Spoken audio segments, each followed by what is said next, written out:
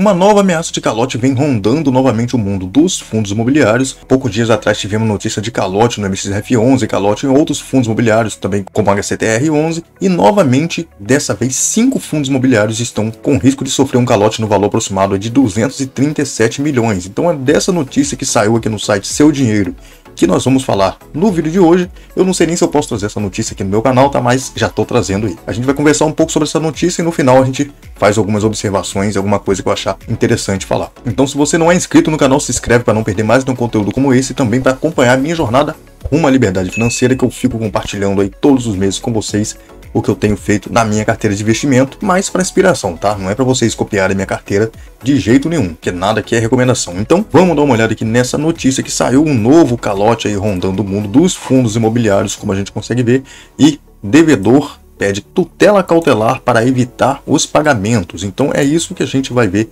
no vídeo de hoje. Vamos conferir quais foram esses fundos que recuaram ou tiveram uma pequena queda nas suas cotações devido a essa situação aí com o grupo Gramado Parques, que pediu aí 60 dias na justiça para suspender os repasses ligados a esses títulos de renda fixa, porque quem não sabe, fundos imobiliários de CRIs investem em títulos de renda fixa ligados ao segmento imobiliário, são dívidas ligadas no setor imobiliário. Mas aqui embaixo a gente já vê quais são os fundos que estão participando desse problema, vamos dizer assim, né? Que são o fundo BCRI, DEVA11, RDM, HCTR e o VSLH11.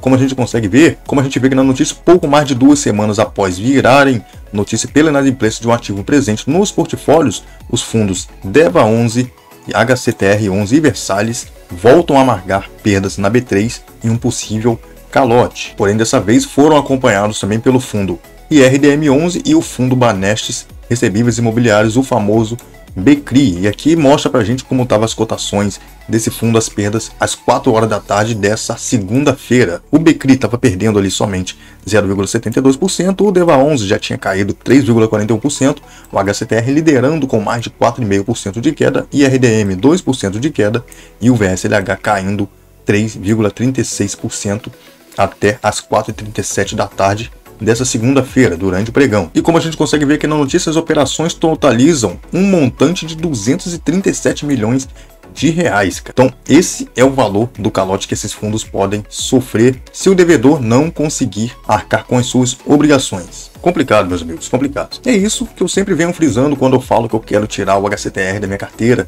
Já tirei o DEVA11, tive o TORD11 logo no comecinho, porém saí dele também, porque são fundos de alto risco. Mas por que são fundos de alto risco? Como assim fundo de alto risco? Deixa eu mudar essa câmera aqui para a gente conversar um pouco melhor. Quando eu comecei a investir, eu fiquei de olho no rendimento alto que o HCTR11, o VSLH11 e o TORD11 estavam entregando e acabei colocando esses fundos na minha carteira sem ter o devido conhecimento sobre os riscos que esses fundos apresentavam. Então eu via muita gente falando sobre fundo de papel que paga muito dividendo, ser muito arriscado e tal, porém eu não conseguia entender quais eram esses riscos. E hoje a gente está vendo esses riscos aí principalmente acontecendo nos fundos de papel high yield, que é o quê?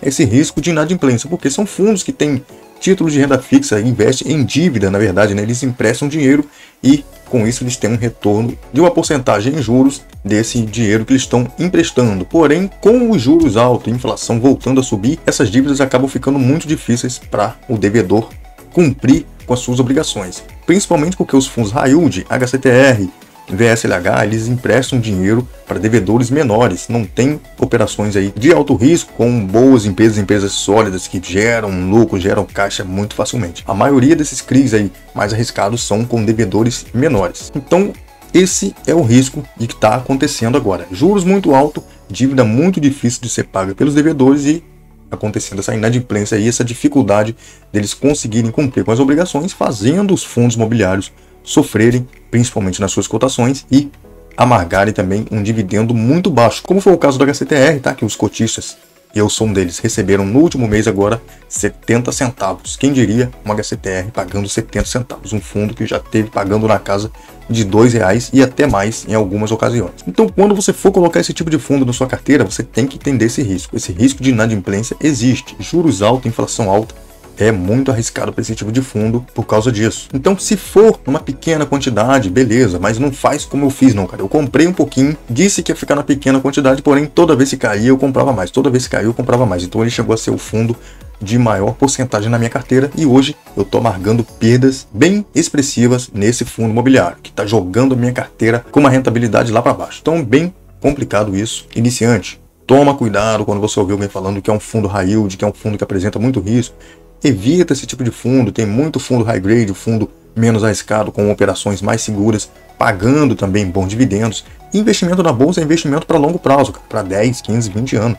Não procura esses fundos que pagam muito agora, porque esse pagamento de agora não vai mudar em nada a nossa vida. O importante é a gente focar no longo prazo, procurar empresas seguras, fundos imobiliários também mais seguros, para a gente pensar no futuro, no amanhã, daqui a 10, 15, 20 anos, como é que vai estar a nossa carteira gerando a nossa renda passiva para a gente ficar tranquilão, vivendo de renda, sem ter muita dor de cabeça. Claro que os riscos podem acontecer, né? Mas quando você tem ativos mais seguros, menos voláteis, você fica muito mais tranquilo, você dorme com muito mais tranquilidade. Bom, recado tá dado, notícia passada ali também, todo mundo já deve ter visto, né? Muita gente já tá falando disso aí no YouTube, mas tá aqui a minha contribuição também para vocês. O vídeo vai ficando por aqui, valeu a nós, fui!